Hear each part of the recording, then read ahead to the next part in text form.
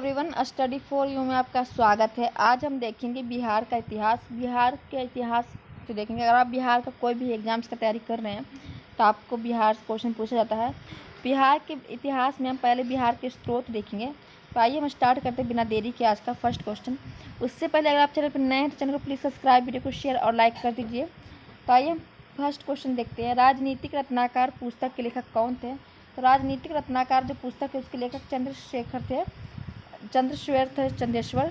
तो option number हमारा ए हो जाएगा राइट आंसर, चंद्रेश्वर। इसमें देख लीजिए आप, कुछ नोट दिया गया है कि मिथिला राज के जो मंत्री चंद्रेश्वर है उनकी रचना राजनीतिक रत्नाकर में हुई है। ब्रह्म नीति के आधार पर मंडल सिद्धांत बनाता है। यह भी षाड्गुण सिद्धांत और साम दाम दंड भेद और उपायों के प्रयोग का परामर्श देते हैं। तो हमारा इसमें ऑप्शन नंबर ए हो जाएगा राइट आंसर। नेक्स्ट क्वेश्चन देख लेते हैं। कौटिल्य की पुस्तक है।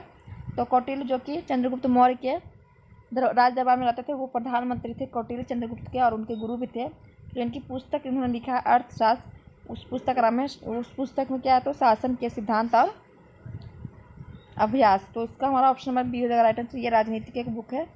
और जो कौटिल्य इनका नाम विष्णुगुप्त भी था और चाणक्य भी था, तो आप ये भी ध्यान रखिएगा।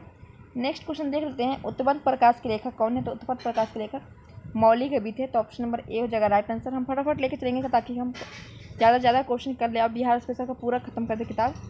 एक क्लास हमने भूगोल का लिया हुआ है, तो आप उसे जाके देख सकते हैं। मौर्यकालीन स्थापत्य कला के साक्ष्य प्राप्त हुए हैं। तो मौर्य काल में जो स्थापत्य कला के जो साक्ष्य प्राप्त हुए हैं वो ये हमारे पाटलिपुत्र से, बराबर से और राजगीर से, तीनों बिहार के क्षेत्र है। उपयुक्त में से सभी से हमें मौर्यकालीन स्थापत्य कला के साक्ष्य प्राप्त हुए हैं। बिहार पर गढ़वालों के अधिपत्य का निर्माण मिलता है। तो बिहार में जो गढ़वालों के अधिपत्य का निर्माण मिलता है वो हमें मिलता है मनेर के ताम्र पत्र से। तो ऑप्शन नंबर ए हो जाएगा राइट आंसर। नेक्स्ट क्वेश्चन देख लेते हैं। बिहार के किस तुर्क राजवंश के अभिलेख प्राप्त हुए हैं? तो बिहार के जो तुर्क राजवंश के अभिलेख प्राप्त हुए तुगलक वंश के। ऑप्शन नंबर हमारा सी हो जाएगा राइट आंसर। बिहार के किस क्षेत्र के संबंध बसातीनुल उन्स का मूल्यवान स्रोत है? तो ये हमारा तिरहुत का है। तो ऑप्शन नंबर हमारा ए हो जाएगा राइट आंसर। जो तिरहुत है वो बसातीनुल उन्स का मूल्यवान स्रोत है। नेक्स्ट देख लेते हैं। बिहार आने वाले महत्वपूर्ण चीनी यात्री का नाम बताए। तो बिहार आने वाले जो महत्वपूर्ण चीनी यात्री थे, फाहियान भी थे, युआन चाक भी थे, इत्सिंग भी थे। तो उपयुक्त में से हमारा सभी हो जाएगा राइट आंसर। नेक्स्ट क्वेश्चन देख लेते हैं। मुगल काल में बिहार आने वाला प्रथम विदेशी यात्री कौन था? तो मुगल काल में जो बिहार आने वाला प्रथम विदेशी यात्री था वो मुल्ला ताबिया था। ऑप्शन नंबर हमारा ए हो जाएगा राइट आंसर। नेक्स्ट देख लेते हैं। निम्नलिखित यूरोपीय यात्रियों में से कौन बिहार नहीं आया था? तो हमारा जो फ्रांसीय बर्निए है ये बिहार नहीं आए थे। नेक्स्ट देख लेते हैं।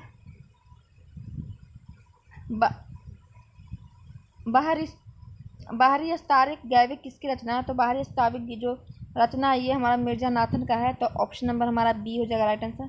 नेक्स्ट देख लेते हैं। प्राचीन बिहार के इतिहास की जानकारी का मुख्य स्रोत क्या है? तो मुख्य स्रोत हमारा हो जाएगा भग्नावशेष, यात्रा वृत्तांत, अभिलेख, सिक्के और धार्मिक ग्रंथ सभी है। प्राचीन बिहार के जो इतिहास है उसमें हमें जो भग्नावशेष है उससे प्राप्त हो जाता है, यात्रा वृत्तांत से, मतलब कि यात्रा में जो आए गए उसमें बुक वगैरह लिखे हुए हैं उससे, अभिलेख से, सिक्के से और धार्मिक ग्रंथ। तो सभी हो जाएगा ऑप्शन नंबर हमारा डी हो जाएगा राइट आंसर। नेक्स्ट क्वेश्चन देख लेते हैं। प्राचीन पाटलिपुत्र के संबंध में जानकारी के स्रोत है। तो प्राचीन जो पाटलिपुत्र के संबंध में जानकारी का स्रोत मिलता है वो हमें भग्नावशेष, यात्रा वृत्तांत और धार्मिक ग्रंथ। वही क्वेश्चन है, बस उलट के पूछ दिया गया है। तो ऑप्शन नंबर हमारा डी हो जाएगा राइट आंसर। नेक्स्ट क्वेश्चन देख लेते हैं। बिहार में मौर्यकालीन अभिलेख प्राप्त हुए हैं। तो पाटलिपुत्र से हुए हैं, लौरिया अरिराज से, लौरिया नंदनगढ़ से, सहसराम से और रामपुरवा से हुआ है। इसमें हमारा ऑप्शन नंबर सी हो जाएगा राइट आंसर। लौरिया अररेज से हुआ जो कि पश्चिमी चंपारण में है, और हमारा लौरिया नंदनगढ़ से भी हुआ है अभिलेख प्राप्त, और हमारा सहसराम से भी हुआ है और रामपुरवा से हुआ है। पाटलिपुत्र से नहीं हुआ है। तो ऑप्शन नंबर सी हमारा हो जाएगा राइट आंसर। नेक्स्ट देख लेते हैं।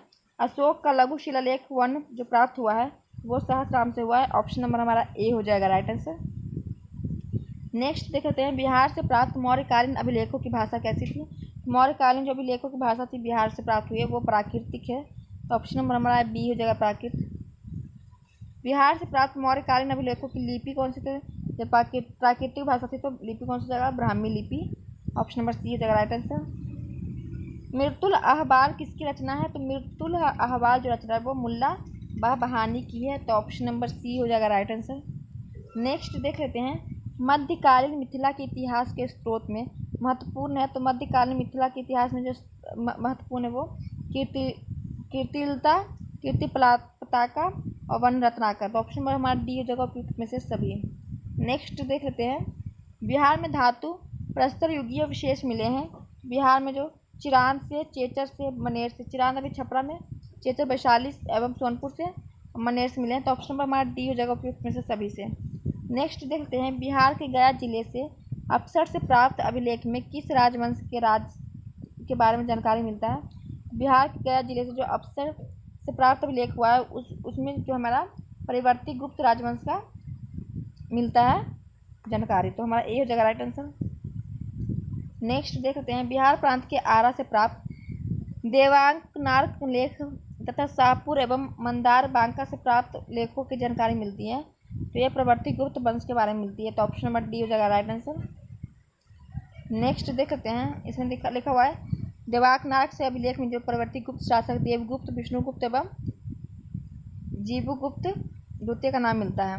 पाल शासकों के बारे में निम्नलिखित जानकारी मिलती है, तो जो पाल शासक है उसमें तो देवपाल के मुंगेर अभिलेख से हमें जानकारी मिलती है, नारायण पाल का भागलपुर ताम्रपत्र अभिलेख से भी, महिपाल प्रथम के नालंदा में मुजफ्फरपुर अभिलेख से भी, तो उपयुक्त में से सभी हमारा डी हो जाएगा राइट आंसर। नेक्स्ट देख लेते हैं, बिहार के लिए सर्वाधिक प्राचीन साहित्य स्रोत है, सबसे पुराना साहित्य स्रोत हमारा बिहार के लिए तो अथर्ववेद है, तो ऑप्शन नंबर हमारा ए हो जाएगा राइट आंसर। आपको पता 4 वेद है जो कि सबसे पुराने हैं, ऋग्वेद, सामवेद, यजुर्वेद और अथर्ववेद। बिहार में स्थित महाजनपदों के बारे में जानकारी हमें मिलती है, तो बीपीएससी ने क्वेश्चन पूछा हुआ है, तो बिहार में जो स्थित महाजनपदों की जो जानकारी मिलती है अगुत्तर निकाय से मिलती है, तो ऑप्शन नंबर बी हो जाएगा राइट आंसर। नालंदा के सराय टीला में उत्खनन से प्राप्त हुआ है, नालंदा के जो सराय टीला से उत्खनन में प्राप्त हुआ है वो पाल काल का बौद्ध विहार प्राप्त हुआ है, ऑप्शन नंबर सी हो जाएगा राइट आंसर। नेक्स्ट देख लेते हैं, बौद्ध साहित्य विनय पिटक एवं दीर्घ निकाय से जानकारी मिलती है, जो बौद्ध साहित्य विनय पिटक और दीर्घ निकाय से जो हमें जानकारी मिलती है वो मगध के राजतंत्र एवं वैशाली के गणतंत्र के बारे में और मौर्योत्तर के बिहार के बारे में, तो हमारा सी हो जाएगा ऑप्शन नंबर सी, दोनों उपयुक्त में से दोनों। नेक्स्ट देख लेते हैं, बिहार में बड़े पैमाने पर उत्खनन कार्य करवाने वाला तथा कई प्राचीन स्थलों की खोज करने वाला पुरातात्विक वेत्ता कौन से थे, तो कनिंघम थे, तो ऑप्शन नंबर हमारा डी हो जाएगा राइट आंसर। इसका पीडीएफ आपको टेलीग्राम चैनल पर मिल जाएगा, तो टेलीग्राम चैनल का जो लिंक है वो डिस्क्रिप्शन में डाल दिया गया है, तो आप उस पर क्लिक करके ज्वाइन कीजिए और ये पीडीएफ आपको वहाँ पे अपलोड किया हुआ है, तो आप उसे जाके देख सकते हैं। नेक्स्ट हम देख लेते हैं, नालंदा में स्थित बड़ा गांव का पता किसने लगाया था, तो बड़ा गांव जो नालंदा में स्थित है इसका पता लगा था कनिंघम ने, तो ऑप्शन नंबर हमारा बी हो जाएगा राइट आंसर। वहाँ से 2 अभिलेख भी मिले हैं जिन पर नालंदा का नाम उत्कीर्ण है। बिहार शरीफ में कुमारगुप्त प्रथम तथा स्कंदगुप्त का प्रसिद्ध स्तंभ भी प्राप्त हुआ है। कनिंघम ने बोध गया के मंदिर को भी खोजा था। नेक्स्ट देख लेते हैं, पुरातत्व वेत्ता कनिंघम ने बिहार में खोज की थी, तो किसकी खोज की थी, केसरिया स्तूप की खोज की थी जो चंपारण में है। लौरिया रेज का जो भी लेख है उसको अशोक स्तंभ में उसको भी खोज किया था। मसाड़ के अवशेषों के आधार पर वैशाली के प्राचीन स्थल भी, तो उपयुक्त में से सभी हमारा हो जाएगा राइट आंसर। नेक्स्ट देख लेते हैं, विदेह के राजा जनक ने निष्क या सुवर्ण या सतनाम उपहार में दिए हैं, या कहाँ वर्णित है, तो यह हमारा जो विदेह के राजा जनक ने निष्क और सुवर्ण सतनाम उपहार में दिए या विद्रायण उपनिषद में वर्णित है, तो ऑप्शन नंबर ए हो जाएगा राइट आंसर।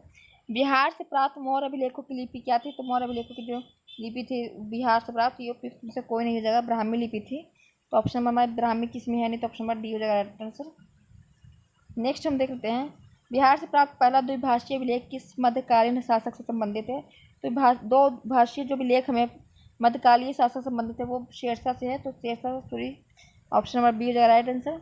नेक्स्ट देख लेते हैं, वह पहला मुगल शासक कौन था जिसके अभिलेख बिहार से मिले हैं, तो वो अकबर था, ऑप्शन नंबर सी हो जाएगा राइट आंसर। बौद्ध बिहार साहित्य में कौन सा ग्रंथ पहली प्राचीन बिहार के इतिहास के संबंध में जानकारी का स्रोत है, तो दीर्घ निकाय है जो कि बौद्ध धार्मिक साहित्य में प्राचीन बिहार के इतिहास के संबंध में निकाय, तो ऑप्शन नंबर हमारा दीर्घ निकाय बी हो जाएगा राइट आंसर। नेक्स्ट देख लेते हैं, सीयर उल मुताखरीन की रचना किसने की है, तो सीयर उल मुताखरीन की जो रचना की है वो गुलाम हुसैन तबतबाई ने की है, तो ऑप्शन नंबर ए हो जाएगा राइट आंसर। नेक्स्ट देख लेते हैं, मिलान करना है हमें, तो मिलान कर लेते हैं हम, जो रियाज उसलातीन है ये हमारे गुलाम हुसैन सलीम, ऑप्शन नंबर हमारा 1 का 2 हो जाएगा। तारीख शेरशाही है जो कि हमारा अब्बास सवारनी के इसके रचनाकार है। मकियात मुश्ताकी है जो इसके रचनाकार हमारे हो जाएंगे रिजकुल्ला। अफसानाए जहाँ साहा है जो कि इसके जो रचनाकार है अफसानाए साहा के वो हमारे शेख कबीर हैं। और बसातनी तुल उन्स का जो रचनाकार है वो हमारा इख्तान दिलाहवी हो जाएगा। तो हमारा इसमें हमारा ऑप्शन नंबर बी हो जाएगा राइट आंसर। नेक्स्ट देख लेते हैं, मुल्ला बहानी यात्री आई थे, जो मुल्ला बहानी यात्री थे ये थे हमारे ईरान के, ऑप्शन नंबर सी हो जाएगा राइट आंसर। मुल्ला बहानी की यात्री वृत्तांत से आधुनिक बिहार के बारे में हमें जानकारी मिलती है, तो आप याद रखिएगा आधुनिक बिहार के बारे में जानकारी मिलती है वो मुल्ला बहानी यात्री वृत्तांत से मिलती है।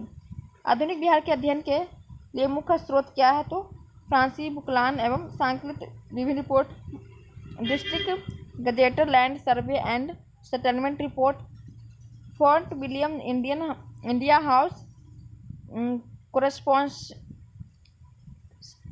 करस्पॉन्डेंस सीरीज, उपयुक्त तो सभी हमारा डी हो जाएगा राइट आंसर।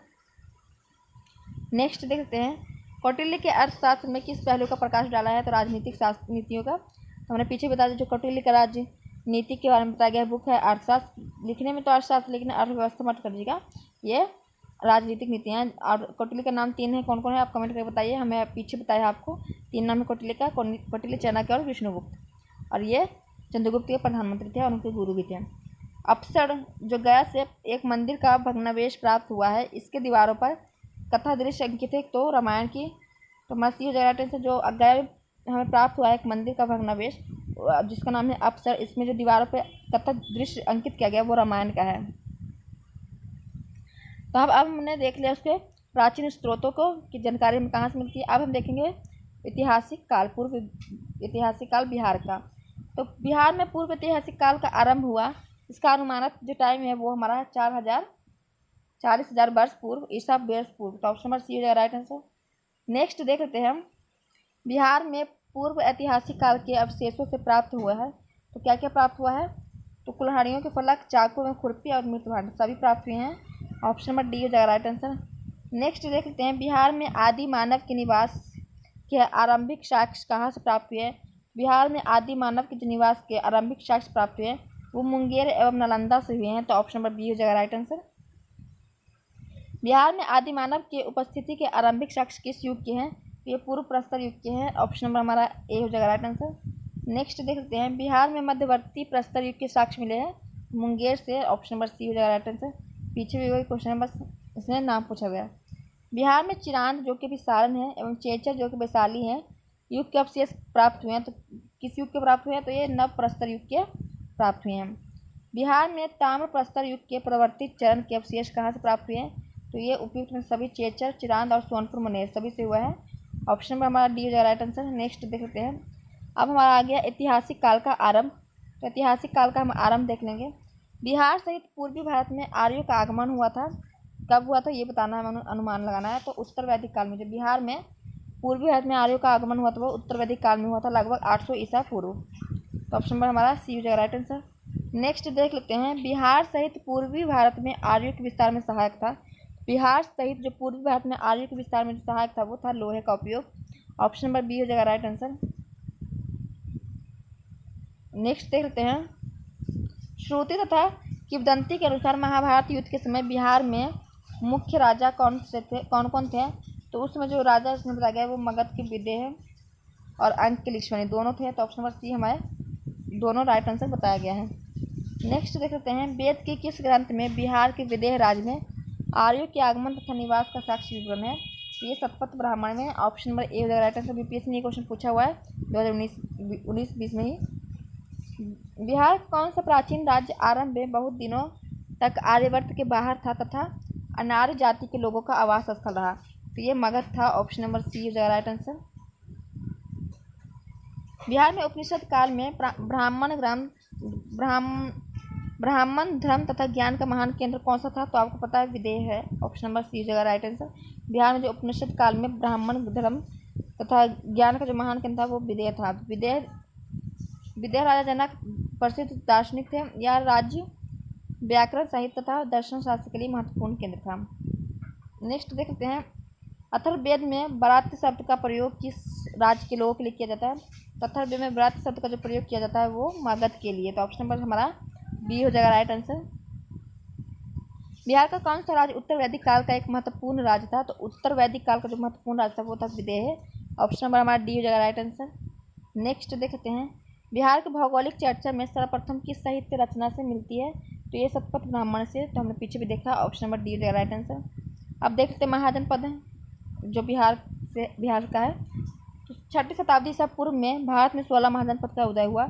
इसमें कितने महाजनपद वर्तमान बिहार के क्षेत्र में स्थित है? बिहार के जो क्षेत्र में स्थित है वो हमारा 3 है। 16 महाजनपदों के बारे में जानकारी बौद्ध ग्रंथ अंगुत्तर निकाय से मिलता है, तो ये आप ध्यान रखिएगा। निम्न में से कौन सा महाजनपद वर्तमान बिहार के क्षेत्र में स्थित नहीं था? तो 3 था, एक नहीं था, तो वो कौन सा नहीं था? वत्स नहीं था, बच्ची, अंग और मगध, ये तीनों बिहार से थे। बिहार के किन क्षेत्र में अंग महाजनपद स्थित था? तो अवस्थित पूछ लिया है, तो भागलपुर एवं मुंगेर। अंग महाजनपद की राजधानी क्या थी? तो चंपा थी अंग महाजनपद की राजधानी। बुद्ध के समय में चंपा की गणना भारत के 6 महानगरियों के में की जाती थी। नेक्स्ट हमारा है, बिहार के पटना तथा गया जिला किस महाजनपद में सम्मिलित था? बिहार का जो पटना और गया जिला ये मगध महाजनपद में सम्मिलित था। तो ऑप्शन नंबर बी हो जाएगा राइट आंसर। नेक्स्ट देख लेते हैं, मगध महाजनपद की जो राजधानी थी, तो मगध महाजनपद की जो सबसे बड़ी राजधानी थी वो ग्रीवज थी। ऑप्शन नंबर हो जाएगा राइट आंसर। और पाटलिपुत्र भी थी, जो कि ये हमारा उदयन आता है और पाटलिपुत्र की स्थापना करता है और उसे राजधानी बनाता है। तो हमारा इसमें ऑप्शन नंबर ए हो जाएगा राइट आंसर। ऐसे ये भी हो जाएगा क्योंकि राजधानी पूछा, प्रथम नहीं पूछा, तो ये भी हो जाना चाहिए, ई हो जाएगा अगर यूपीएससी पूछेगा तो। मगध तथा अंग महाजनपद को कौन सी नदी पृथक करती है? मगध तथा अंग जो है महाजनपद का, उसको जो नदी पृथक करती है वो चंपा नदी, क्योंकि जो चंपा की राजधानी वो अंग की राजधानी चंपा थी, तो वही नदी इसे अलग करती है। बिहार में स्थित कौन सा महाजनपद 8 राज्यों का संघ था? तो 8 राज्यों का संघ बज्जी था। ऑप्शन नंबर बी हो जाएगा राइट आंसर। बज्जी संघ में कौन सा राज्य सम्मिलित नहीं था? तो 8 राज्य सम्मिलित थे, तो इसमें कौन से नहीं थे? तो चेंदी नहीं थे, विदेह, ज्ञात्रक और लिक्ष्वनी था। बज्जी राज्य की राजधानी क्या थी? तो बज्जी राज्य की राजधानी थी वो वैशाली थी। ऑप्शन नंबर ए जाएगा राइट आंसर। लिक्ष्वनी की भी राजधानी वैशाली थी। बिहार के भागों में स्थित कौन सा महाजनपद गणतंत्र था? महाजन बज्जी जो है कि यह गणतंत्र महाजनपद था। तो ऑप्शन नंबर बी हो जाएगा राइट आंसर। मगध नहीं था, ये आप याद दिया रखिएगा, क्योंकि मगध पहले ऑप्शन दे दिया जाता है, इससे लोगों को लगता है मगध बहुत बड़ा राज था, तो ये गणतंत्र राज था, लेकिन गणतंत्र राज नहीं था, ये बज्जी गणतंत्र राज था। ईसा पूर्व 6ठी सदी में विश्व की प्रथम गणतांत्रिक व्यवस्था कहाँ थी? तो उसमें कहाँ थी? तो वैशाली में थी। ऑप्शन नंबर हमारा ए हो जाएगा राइट आंसर। मगध की प्रथम राजधानी कौन सी थी? तो ये क्वेश्चन सही है, सी हो जाएगा राइट आंसर, क्योंकि इसमें प्रथम पूछा तो हमारा ग्रीवज या राजगीर हो जाएगा, और फिर उसके बाद पाटलिपुत्र भी बनता है और वैशाली भी बनता है। प्राचीन भारत के 16 महाजनपदों में से कौन सा था? प्राचीन भारत के 16 महाजनपदों में से जो एक था वो कौन सा था? अंग था। ऑप्शन नंबर हमारा डी हो जाएगा राइट आंसर।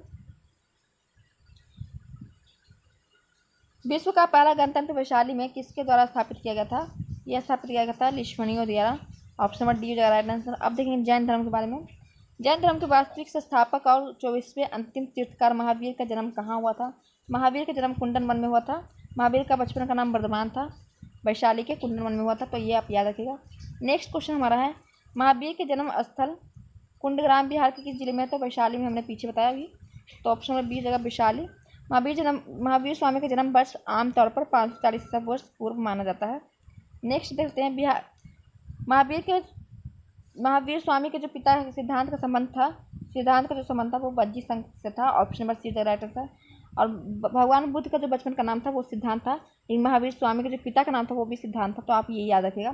सिद्धार्थ बज्जी संघ के गणराज कुंडनवन और ज्ञात्रिक क्षत्रियों के प्रमुख थे। नेक्स्ट देख लेते हैं, महावीर स्वामी त्रिशला, माता जो त्रिशला है विदेह दत्ता राजकुमारी थी, तो ये कहाँ की थी? तो लिक्ष्मणी राज की या एक राजकुमारी थी। तो ऑप्शन नंबर हमारा ए जगह राइट आंसर। जो त्रिशाला थी वो लिक्ष्मणी प्रमुख चेटक की बहन थी। महावीर स्वामी ने अपना अंतिम उपदेश दिया था। महावीर स्वामी ने जो अपना अंतिम उपदेश दिया था पावापुरी में, और पावापुरी में ही इनकी मृत्यु हो जाती है। तो ऑप्शन हमारा इसमें ए हो जाएगा राइट आंसर, पावापुरी। पावापुरी बिहार के नालंदा जिले में स्थित है। आप लोग गए हैं कि नहीं, आप कमेंट करके बताइएगा कि पावापुरी कौन कौन गया है। और राजगीर कौन कौन गया है। महावीर की मृत्यु निर्माण हुई है तो अभी भी हमने पीछे बताया कि आपको पावपुरी में इनकी मृत्यु हो जाती है। ऑप्शन नंबर बी हो जाएगा राइट आंसर। कुंडलवन में जन्म होता है और पावपुरी में इनकी मृत्यु होती है। प्रथम जैन संगीति का आयोजन कहाँ हुआ था, तो 2 जैन संगीति हुई थी, पहला पाटलिपुत्र में हुआ था और दूसरा बल्लभी में। पहला पूछा तो पाटलिपुत्र हो जाएगा राइट आंसर। नेक्स्ट देख लेते हैं, प्रथम जैन संगीति का आयोजन किसके शासनकाल में हुआ था, तो शासनकाल चंद्रगुप्त मौर्य के समय में हुआ था, क्योंकि चंद्रगुप्त मौर्य एक जैन धर्म को मानते थे और उन्होंने संलेखना विधि से श्रवण बेलगोटा में अपने प्राण त्याग दिए थे। तो ऑप्शन नंबर ए हो जाएगा राइट आंसर, श्रवण बेलगोला में। प्रथम जैन संगीति की अध्यक्षता किसने की थी, तो प्रथम जो जैन संगीति की अध्यक्षता की थी वो स्थूलभद्र किए थे। ऑप्शन नंबर डी हो जाएगा राइट आंसर। स्थूलभद्र है जो कि श्वेतांबर के माने जाते हैं फाउंडर्स। श्वेतांबर दिगंबर में 2 को बट गए थे, उसके हेड स्थूलभद्र थे। प्रथम जैन संगीति का आयोजन पाटलिपुत्र में हुआ था, जिसमें कार्य हुए तो उसमें कौन कौन से कार्य हुए, तो उसमें क्या हुआ, जैन धर्म ग्रंथ को अंतिम रूप से संकलित कर लिपिबद्ध किया गया था, तो ये हमारा नहीं होगा। जैन धर्म के महत्वपूर्ण 12 अंगों का प्रणायन किया गया तथा जैन धर्म के 2 भागों श्वेतांबर और दिगंबर में विभाजन हुआ। हमारा बी हो जाएगा राइट आंसर, जो 2 भाग में विभाजन हुआ। श्वेतांबर में स्थूलभद्र में रहते थे और दिगंबर में भद्रबाहु। जैन धर्म के 12वें तीर्थकार बसु पूज्य की जन्मस्थली है। जैन धर्म के कितने 24 तीर्थकार थे और पहले ऋषभदेव थे और 23वें पार्श्वनाथ थे और 24वें महावीर स्वामी थे। तो इसमें 12वें पूछे हैं, तो 12वें तीर्थकार बसु पूज्य है, उनकी जो जन्मस्थल कहाँ है तो वो चंपा है, अंक की राजधानी चंपा। तो आप यह याद रखिएगा सी। नेक्स्ट क्वेश्चन देख लेते हैं बौद्ध धर्म के बारे में। अब बौद्ध धर्म से क्वेश्चन पूछेंगे जो बिहार से रिलेटेड होगा। बौद्ध धर्म के संस्थापक गौतम बुद्ध ने गृह त्याग के उपरांत सर्वप्रथम कहाँ गए थे, तो उन्होंने जब बौद्ध धर्म के संस्थापक जो गौतम बुद्ध ने गृह त्याग करने के बाद सर्वप्रथम चले गए थे वैशाली के समीप अलारा कलाम के आश्रम में। और अलारा कलाम है जो कि इनके प्रथम गुरु भी बनते हैं, तो वैशाली के समीप अलारा कलाम के आश्रम में। तो बी हो जाएगा राइट आंसर। नेक्स्ट क्वेश्चन देख लेते हैं, गौतम बुद्ध को कहाँ कौंडिन्य और 5 ब्राह्मण मिले थे, तो कौंडिन्य और 5 ब्राह्मण गौतम बुद्ध को उरुबेला में मिले थे जो कि बोधगया में है।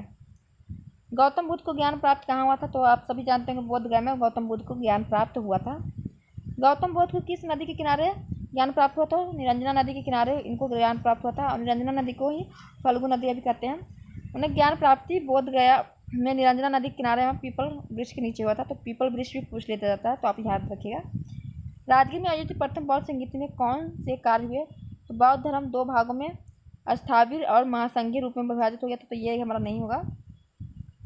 बुद्ध की शिक्षाओं का सांकलन सूत्र और विनय पिटक में हुआ, तो ये हमारा बी हो जाएगा राइट आंसर। जो प्रथम बौद्ध संगीति थी उसमें बुद्ध की जो शिक्षाओं का सांकलन हुआ सीता और विनय पिटक में हुआ था, बी हो जाएगा राइट आंसर। और इसमें दिया गया कि प्रथम बौद्ध संगीति का आयोजन लगभग 483 से पूर्व किया गया था। जब गौतम बुद्ध की मृत्यु हो जाती है तो अजातशत्रु 483 से पूर्व में प्रथम बौद्ध संगीति राजगीर में करवाते हैं।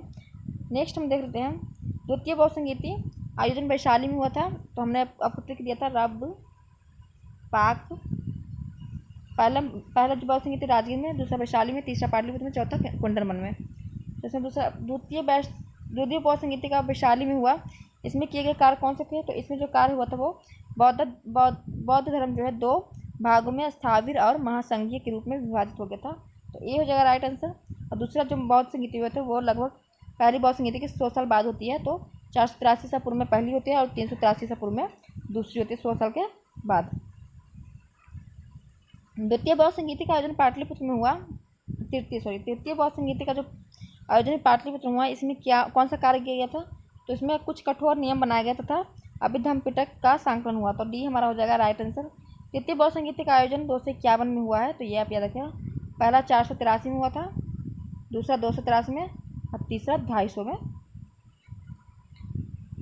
निम्नलिखित में से किस नगर से महात्मा बुद्ध का घनिष्ठ संबंध रहा है, महात्मा बुद्ध का जो संबंध रहा है बोधगया से, राजगीर से, वैशाली, सभी से रहा है। ऑप्शन नंबर डी हो जाएगा राइट आंसर। महात्मा बुद्ध ने पाटलिपुत्र के विनाश के कारणों की भविष्यवाणी की थी, उनमें से सम्मिलित थी। तो महात्मा बुद्ध ने कहा था कि पाटलिपुत्र में विनाश होगा, तो उसमें कौन से सम्मिलित थे, बाढ़, अग्नि और आतरिक कलह, सभी था। ऑप्शन नंबर हमारा डी हो जाएगा राइट आंसर। नेक्स्ट देख लेते हैं, बोधगया में महाबोधि मंदिर बनाया गया, जहाँ बोधगया जो महाबोधि मंदिर बनाया गया वो कहाँ पे बनाया गया था, जहाँ गौतम बुद्ध को ज्ञान प्राप्त हुआ था। ऑप्शन नंबर बी हो जाएगा राइट आंसर। आपको पता है निरंजना नदी के किनारे गौतम बुद्ध को ज्ञान प्राप्त होता है। नेक्स्ट हमारा है, प्रसिद्ध बौद्ध सारिपुत्र का जन्म हुआ था। जो प्रसिद्ध बौद्ध है सारिपुत्र, उनका जन्म हुआ था नालंदा में। ऑप्शन नंबर हमारा ये हो जाएगा राइट आंसर। हमने बौद्ध धर्म जैन धर्म सब अब कंप्लीट कर दिया। अब हम देखेंगे मगध का साम्राज्य का उत्थान। तो ये हम देखेंगे नेक्स्ट क्लास में, मगध साम्राज्य का उत्थान। ये हमारा बिहार स्पेशल का सीरीज चल रहा है, तो आप इसमें चैनल पर बने रहिएगा और बिहार स्पेशल भी देखेंगे। अगर आप बिहार का कोई भी एग्जाम्स की तैयारी करते हैं तो आपको बिहार स्पेशल से क्वेश्चन पूछा जाता है बीपीएससी में, तो 30 से 35 क्वेश्चन पूछ लिया जाता है। तो आप चैनल पर नए हैं तो चैनल को प्लीज़ सब्सक्राइब, वीडियो को शेयर और लाइक कर लीजिए। वीडियो देखने के लिए थैंक यू सो मच। फिर मिलते हैं नेक्स्ट क्लास में।